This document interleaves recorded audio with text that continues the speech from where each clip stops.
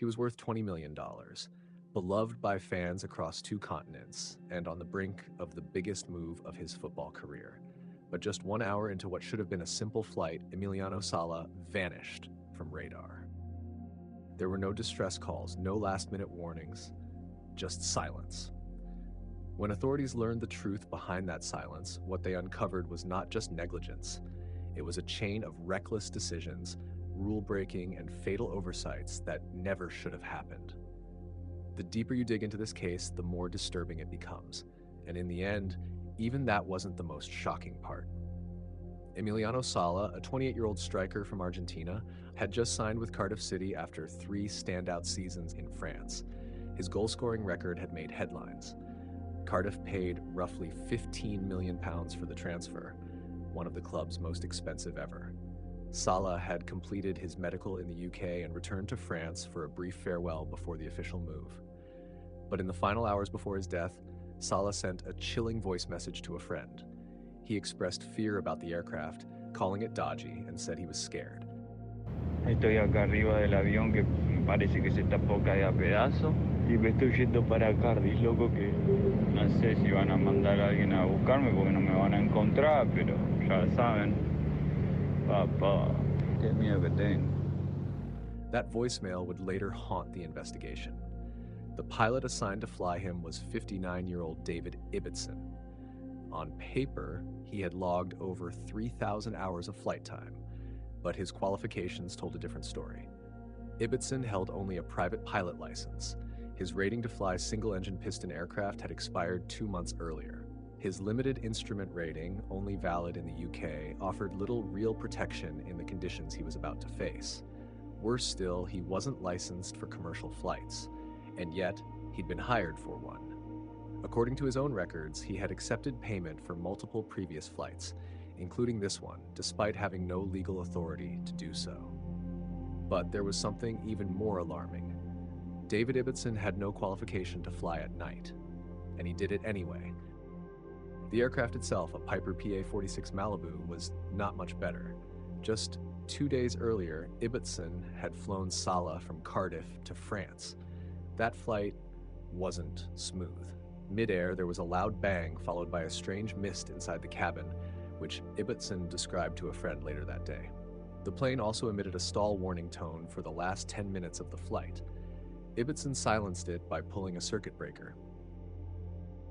After landing, he mentioned the incident casually, never logging it or calling for proper maintenance. A mechanic checked the brakes, but no one ever inspected the plane for pressurization issues, nor investigated the warning system. No one was told. The problems were buried beneath a false sense of confidence, or perhaps desperation. That confidence would prove fatal. On January 21st, 2019, after a day of goodbyes, Emiliano Sala returned to the airport. The flight had been delayed from morning to evening, meaning it would now be conducted after sunset. Despite full awareness that he wasn't qualified to fly at night, Ibbotson pressed ahead. Weather briefings had warned of a cold front, multiple cloud layers, and low visibility across the English Channel. Ibbotson was known to skip formal briefings, often relying on mobile apps. But investigators confirmed he was aware of the forecast. He took off anyway. Around 7:06 p.m., the plane departed Nantes, heading for Cardiff. For about an hour, it held steady at 5,500 feet. Then, Ibbotson contacted air traffic control, requesting a descent to avoid the thickening cloud cover. He was cleared to 5,000 feet. But what followed was a series of sharp turns and sudden altitude changes, suggesting disorientation or panic. The plane banked left and right, dropping below its assigned altitude, climbing again, then abruptly descending once more. The aircraft sped beyond safe limits and disappeared from radar. The crash site was eventually located 22 kilometers northwest of Guernsey, but not by the authorities. Official searches were called off after just 3 days. Sala's devastated family raised money privately to continue the search. 2 weeks later, using underwater drones, they found the wreckage at the bottom of the English Channel. Sala's body was recovered. David Ibbotson's body was never found. The aircraft showed no signs of engine failure, no fire, and no icing. but what they did find changed everything. Emiliano Sala had been poisoned by carbon monoxide. Tests confirmed that his blood contained high levels of the gas, likely enough to render him unconscious. Investigators believe the source was a faulty cabin heater system.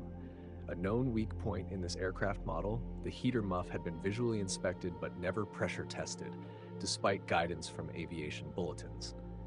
It's almost certain Ibbotson was also affected, flying disoriented or already unconscious as the plane began its final descent. If that's not enough to make your blood run cold, consider this. David Ibbotson was never even meant to be the pilot. The flight had been arranged by football agent Willie McKay, who contacted a man named David Henderson to organize travel.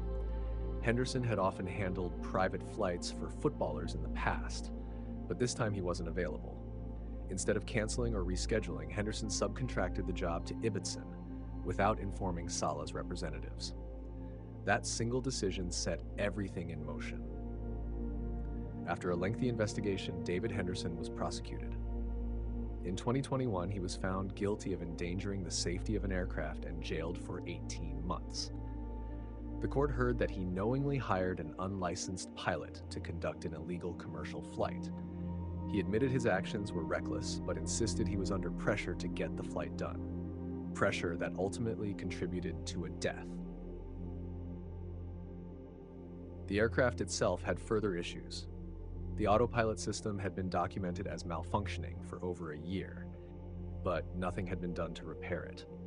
It's believed Ibbotson may have used it during the flight, and it's possible it disengaged suddenly, leaving an unqualified carbon monoxide poisoned pilot struggling to control an aircraft in the dark over water with no visual horizon.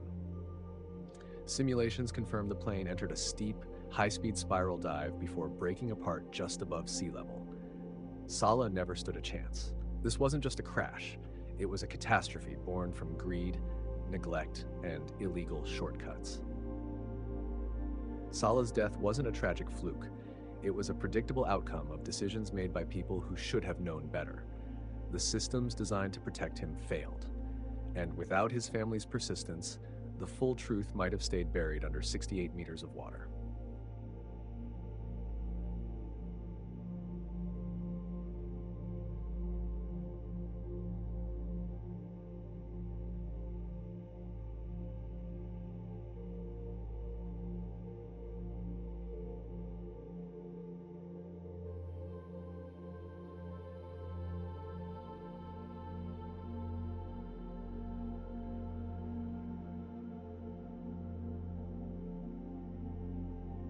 If stories like this leave you questioning how so many lives can be risked by so few reckless decisions, you're not alone. Subscribe to Darkest Lens for more true stories where fatal choices meet chilling consequences.